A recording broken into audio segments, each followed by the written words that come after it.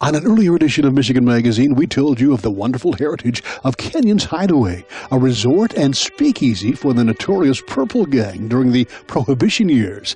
The resort on beautiful Sage Lake in Ogama County has withstood the changing times through many owners and was slowly succumbing to an unavoidable demise due to ever-increasing costs of maintenance and Mother Nature slowly sliding the foundation of the original structure onto itself.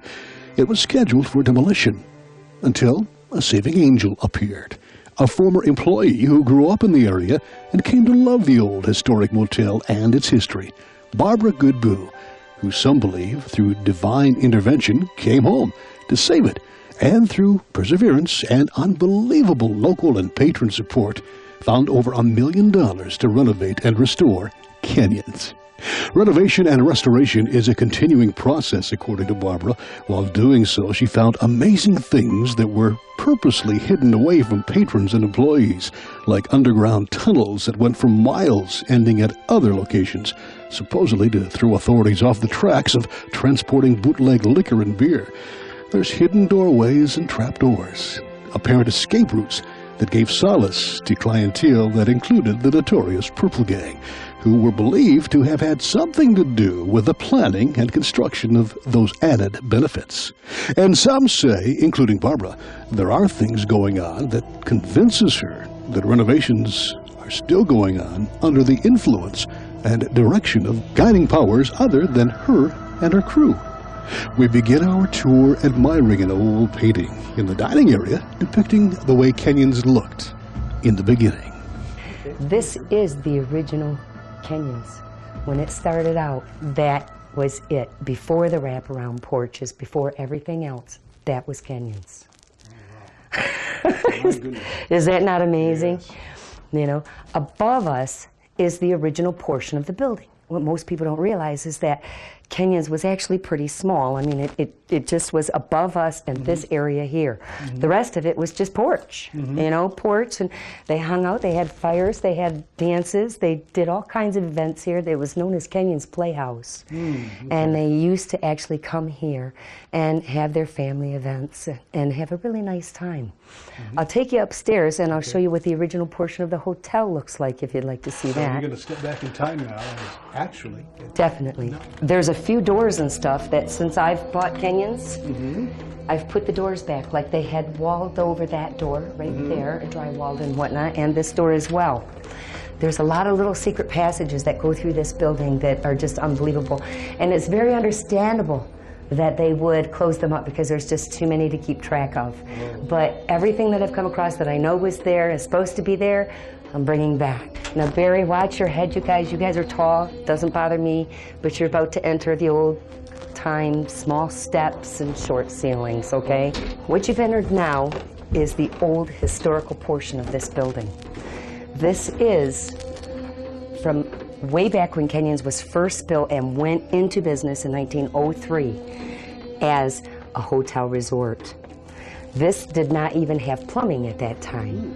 So these rooms on this half of this hotel are located directly above the VIP lounge where we were just at.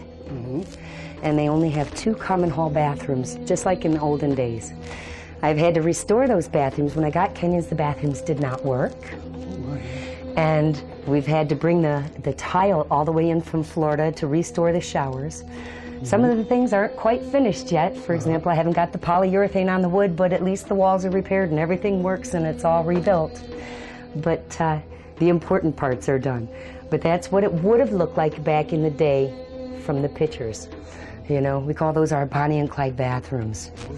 We call this here our cell block 17, and the reason for that is because most people don't realize, but put a little bit of 2 and 2 together here, all right? Elvis Presley lived at Ballroom, or lived at Graceland. We've had the Lupton Ballroom here, okay? We all know that Elvis has been up here, and we all know that Elvis had something to do with the Purple Gang. Does anybody see any connection there? Okay, in his song, when he went to sing at the penitentiary, if you think about it, right here, it says it. Right in Elvis Presley's song, Jailhouse Rock, the whole rhythm section was the Purple Gang. Once again, 2 and 2. You know? So this one here, we have gone ahead and named the jail. This is the original wallpaper from back in the day. The original ceiling and your light fixtures. Everything has been fixed back up and restored and put back together. And the pieces that were missing, we did a major search to find a lot of this stuff. However, when you are in jail, please take note. There is no TV. There is no bathroom. This is the original fixtures. This is the original wallpaper. You are in jail. This room comes complete with absolutely no privacy. It is a co-ed jail, so keep that in mind. You actually rent this one out? Or? I rent this room, believe it or not, a lot. All the professional people that you would think would be the least likely, the police officers have come over here and rented this jail, you know, and they all love it. They say, Barb, we're glad you have a jail, because I always tell everybody that comes here, you know, if your friends won't throw you in jail, I will. Oh, by the way, if you do end up in jail, I do want to tell you one thing. I will take your picture. I will have you stand in front of this. I will mark it. And I even provide you with a pair of jailbird pajamas that are black and white striped. And when you're in the middle of sleeping, I will be back to take your picture and put it on the internet so everybody knows what a fool you probably made of yourself. So keep that in mind. Yeah, all right. And I do that part for free. Oh, boy. This right here is, I'm going to take you up. Now this again, short ceiling, short steps. So watch your head right through here. All right. This is Suite 13. Any hauntings, perhaps? Well, the one thing most people, I don't try to tell anybody, you know, if you don't believe in ghosts, that's okay. I didn't. Uncle Jim didn't. Lots of us don't. Lots of my employees that have worked for me never did. However, you spend a little time at Kenyons and pretty soon you become a believer.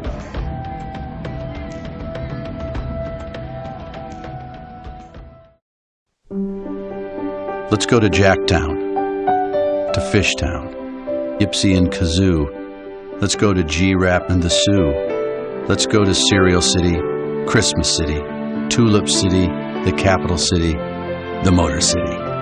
Let's go to cities and towns that aren't like other cities and towns, and they've got the nicknames to prove it. Let's go to the cities and towns of pure Michigan. Your trip begins at michigan.org. The one thing most people, I don't try to tell anybody, you know, if you don't believe in ghosts, that's okay. I didn't. Uncle Jim didn't. Lots of us don't. Lots of my employees that have worked for me never did. However, you spend a little time at Kenyons and pretty soon you become a believer. When Jim Jones died, the first thing I did was I came up here. Auntie Jean Ann, which was his wife and the kids, called me up, and I started in the attic, going through all of the belongings. I come across a lot of their belongings and belongings of owners from the past and whatnot. Very long story short, we started feeling things up here. It was getting kind of intense, you know, a little bit creepy. Just pulling out all of these things that people had hidden and for so long and thought nobody would ever find, kind of stuff, you know. And I hauled a lot of different things, like old clothes and stuff that were still in decent shape and whatnot, to the downstairs hotel level so that we could donate it to Salvation Army. And that kind of opened up a can of worms. All of a sudden, we started having a lot of issues around Kenyons. We had little sightings of different things, and at first everybody was kind of afraid to mention it to each other, what they had just seen. And then it became too obvious because two people would see it at the same time suddenly, and you'd see these little misty formations, you know, or you would take pictures and there's all these dots in the background. Sometimes you hear voices or something touch you, you know, and we have this one ghost that particularly likes Uncle Jim. He likes to scare Uncle Jim when he goes past the dishwasher. I don't know what that's about, but, you know, the dishwasher will tend to make these big pop noises like somebody had just slammed the side of the stainless steel and it echoes, you know. And it only happens when Uncle Jim's there. My accountant, Liz, and I, we used to stand in the kitchen and say goodbye, you know, and pots and pans will start swinging a little for no apparent reason. There's no air on, there's no window open, there's, you know, strange things like that. And you can only blow off so much, you know, until you have hotel guests that start coming up and telling you. I had room 18 rented out, and I had a couple of people that, I won't mention their names, but they were highly upset that I didn't disclose that in advance. And so from now on, I do tell people, whether you believe it or not, that's up to you. But I do want you to be prepared. If you stay at Kenyons, you may have visitors. I have 2 or 3 rooms that are extremely active. Let's just put it that way. But they are friendly ghosts. I have very friendly ghosts. So, and like I said, I believe I stirred that up by starting in the attic and going through all the stuff and dragging it down, because this is where all the bodies lied, in so to speak. You know, and downstairs, and I know it may sound strange, but several of the owners and close family members have all died down in the same room, you know, of this in particular building, you know, and there's sometimes that we still see little visions of this figure of a white dress, an old style fashioned white dress, kind of just missed to like float past, you know, and we call her Grandma Margaret. They've all got names now. But once again, you don't have to believe, but if you rent a room, I want you to know I have told you in advance. That's correct. That's correct. And some of the cute stuff that we found right in these floorboards that you're standing on right now. I don't know, I don't have anything, but see this board? These are, so many of these have hidden spots underneath them. Really? Where we have found scrolls, pictures, all kinds of things like that, you know. So I don't know, maybe some of my ghosts are a little upset we found their stuff, I don't know.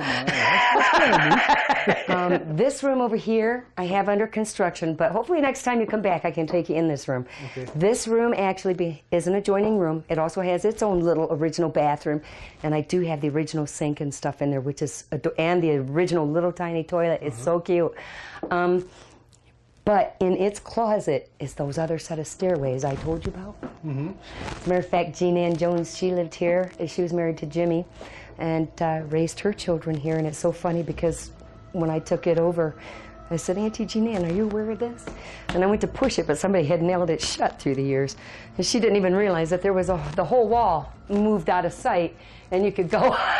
Didn't even know. She lived right here and it was a great hiding spot right in front. She didn't know. You know, so I always tell people, especially contractors, if you lean on a wall around here, or, you know, and something moves and you come up missing and you end up in a tunnel, don't try to find your way out. Just don't do it. Hang on, wait, yell. We will find you, you know. Upstairs, I don't know if you noticed, I had a whole little bucket full of just walkie-talkies. We give those to our contractors, so if they come up missing, we can find them. They can. Yes, but on the other side of this room is a central hub for a bunch of the passages. But I know that I have to have clearance before we can go in them because the building code. They've been marked unsafe at this point. You know, somebody could get hurt, and there's not good lighting, and there's little steps, and some of the steps are missing, but I will get them done. When I do, you guys will be able to see them. Our visit with Barbara Goodboo and our tour of historic canyons was intriguing and, at times, raised the hairs on the back of our necks. Nothing really unusual happened to us as we went from room to room filming. Nothing unusual, I say, meaning what we experienced has happened before. While filming one of the bathrooms that had most of the original plumbing still there and operating, our camera stopped working and our batteries went apparently dead. My camera just cut off suddenly. Hold on.